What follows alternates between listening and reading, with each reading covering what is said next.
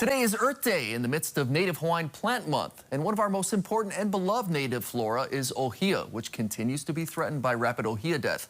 It's a fungal pathogen that has killed more than 1 million ohia trees on the Big Island. Joining us now to talk story is University of Hawaii Extension Forester JB Friday.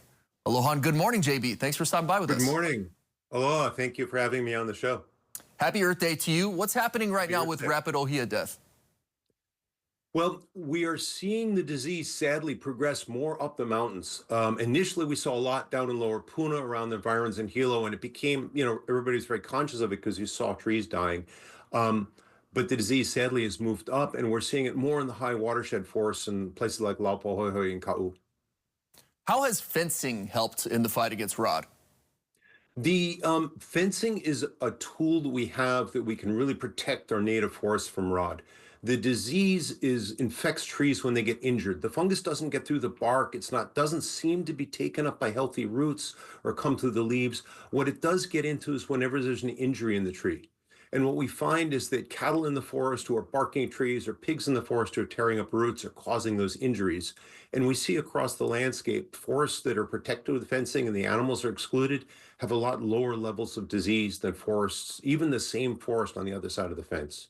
Yeah, it's amazing to see the difference that the fencing can provide. This week is Merry Monarch. Of course, the Ohia and the Lehua so important in Native Hawaiian culture, so a lot of folks will be using those for decorations, lei, etc. What's your recommendations for making sure that Rapid Ohia Death doesn't spread with this celebration? Well, first of all, if you do gather ohia for lei, take good biosanitation practices when you go into forest. Clean your boots, shoes, clean your tools. If you cut an ohia, put some sort of wound sealer on it for using it. One of the things I do want to get across is that Hawaii Island there's a moratorium on moving ohia off the island as per Department of Agriculture. So if you do purchase a lei at Merry Monarch or you come to Hawaii Island and someone gives you an ohia lei, give it to someone else before you leave because you're not allowed to take them off back the island. The other thing is consider other plants to use for lei or garlands or something like that. You can, if you want to go with a native plant that's red, get some liko of ali or something like that. If you're not worried about a native plant, but something that looks like ohia that's really common is bottle brush. And bottle brush will give you that appearance of ohia, but it's without the risk of cutting an ohia. Because again, any injury is a wound to a tree. Even small cuts can get infected. Of course, the bigger the injury, the more likelihood of infection. So it's not a huge risk to take a little liko of ohia, but it's still many people are opting not to take ohia just to give the plant a rest. I've seen some of the designs that the artists use with bottle brush. It's incredible what they can do with it. Also, one of the recommendations that we've spoken about in the past, I think it was 4 years ago, JB, that we talked, you said, hey, plant ohia on your property. It's something I did. I have 3 ohia now. They're all blooming. They have lehua flowers. They're my babies at home. Is that still the recommendation for folks to go ahead and plant ohia?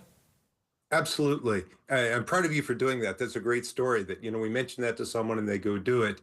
On Oahu and Maui, mostly you only see ohia up in the mountains, but that's just because the forest was cleared everywhere else. In ancient times, ohia, of course, came all the way down to the ocean. And here on Hawaii Island, we do see ohia coming all the way down to the ocean. So people think it can't grow in town, and it can. So go ahead, keep on planting ohia. I want to mention that this year is the year of the community forests, as per DLNR. And part of the idea is to make our native plants part of our daily life in Hawaii. So plant ohia, plant other native plants, and is part of celebrating the year of the community forest. Yeah, well said. A lot of people do just think it only grows mauka. Any other recommendations that you have for folks that they can help out fight against Rapid Ohia Death? Well, there are opportunities for volunteering in the forest on all the islands. Probably every weekend there's some opportunity. So, find an opportunity. Here on Hawaii Island, the Friends of Hawaii Volcanoes National Park, the Friends of Hakalaka Forest, Kohala Center. On Oahu, there are other opportunities all the way to Kauai. With, Hui Olaka is always doing volunteer events. So there are a lot of opportunities and do volunteer work in protecting the forest and replanting things. An awful lot of our native forest restoration is done by volunteers, even if it's an agency organizing it. Still, the people on the ground a lot of time are volunteers. So get out, volunteer, experience the forest. The forest behind me is actually on Oahu. I'm calling you from the Big Island, but Oahu also has some lovely native forest. So get out and enjoy the forest. Great recommendations. Thank you so much, JB Friday, Extension Forester with the University of Hawaii. Appreciate you stopping by with us, and happy Earth Day. Happy Earth Day. Happy Native Plant Month. Thank you for the interview. Aloha. Aloha.